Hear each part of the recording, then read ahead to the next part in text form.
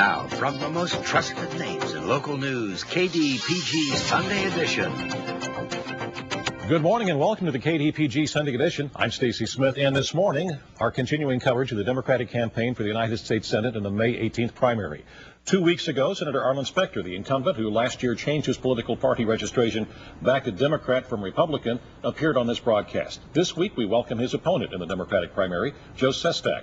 Joe Sestak is a member of Congress from the 7th Congressional District, including portions of Philadelphia's suburbs and most of Delaware County. He defeated Republican incumbent Congressman Curt Weldon in 2006. Congressman Sestak is a retired two-star admiral in the United States Navy with operational commands on an aircraft carrier in Afghanistan and Iraq. He is a graduate of the United States Naval Academy, has a master's degree and a Ph.D. from Harvard University. Joe Sestak also served as the Director of Defense Policy on the National Security Council under President Clinton and was the first Director of Deep Blue, the anti-terrorism unit of the United States Navy.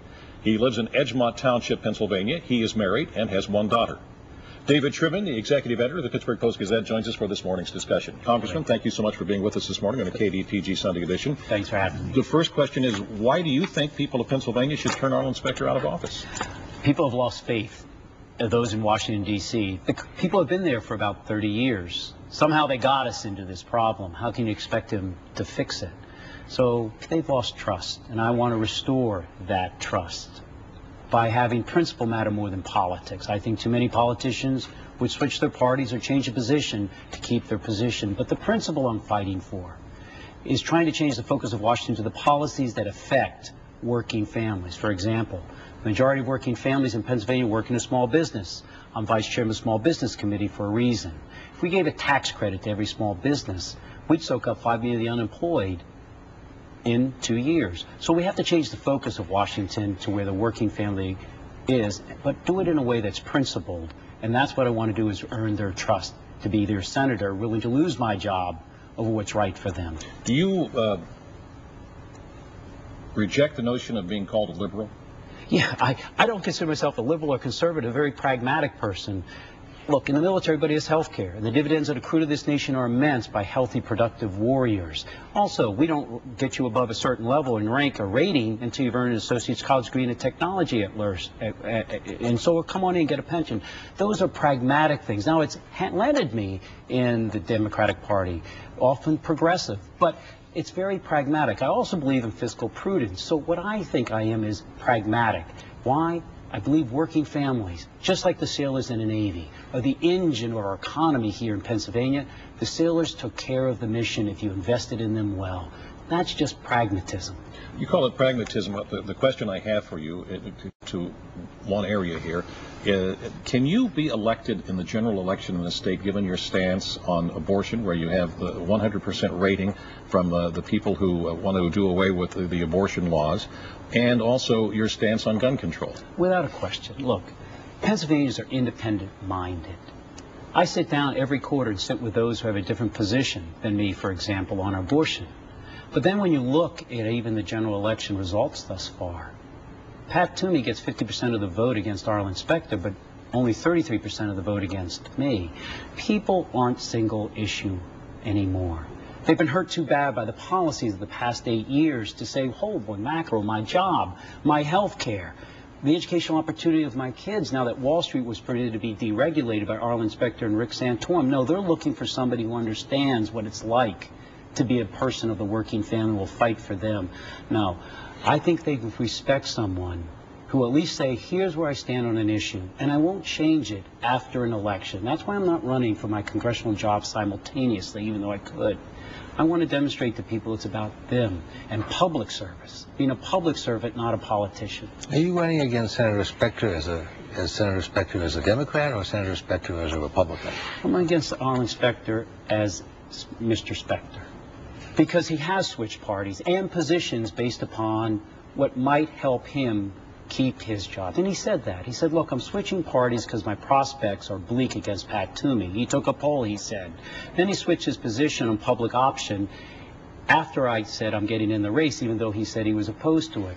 It's not just about what party you're in. John F. Kennedy said it well. Sometimes the party asks too much. It's, are you in it for the principles of the working family? Now, I believe the Democrat principles are the ones that most advance their interest. He advanced the interest, the agenda of the Republican Party, where George Bush said he was his key ally. I disagree. We should hold those individuals accountable for this devastating recession we're in, and then have a new generation of leadership that will fight for the policies from small business to middle-class tax cuts to educational opportunity that help working families. That's why I said, I understand Democratic establishment in Washington, D.C. You may have made a deal with Arlen Specter, but it's about us Pennsylvanians. It's not a bad thing in a year like this to be running against the establishment, Democratic or Republican, is it? No, you're absolutely right. I have to, say, that's why when I run against Pat Toomey, people will respect that I stood up to the Democratic establishment, but I did it because of Democratic principles. And because I've talked with you before, I've laid out my plan for the working families of Pennsylvania, from affordable living to retirement security to education to affordable health care. And that's really what I'm running on. But I am able to say I'm an independent-minded individual who believes in democratic principle, but can do principled compromise, not a compromise of principles. I was called the most productive legislator my first couple of years that I was down in Washington by moving the first funding into autism in 12 years in the federal government, the first time in 17 years a bill for elder abuse, because Pennsylvania has had an increase of elder abuse of 35%. There is a better way, but Washington has to focus on the challenges of the working family and those who want to work. What's the biggest thing Arlen Specter has done wrong? I think it has been one where he is willing to change his position, including a party, rather than saying, I gave 2,000 votes to George Bush and his agenda. I'm willing to let the chips fall as they might.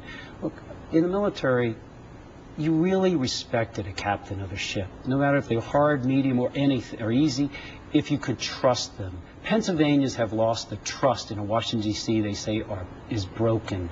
They want to believe again. They don't always expect to agree with me on the issues like you brought up, but they want to know where I stand, and that's the biggest downfall. Plus, advancing a belief that wealth can trickle down. He still believes, and advanced a bill just a couple months ago of a flat tax where multimillionaires, and Pat Toomey agrees with him, would get a $200,000 tax cut, as 95% of all working Americans would have a tax increase to pay for it. The belief that wealth would trickle down, it didn't work in the Bush administration. It's where the working families drive the economy up. Is it fair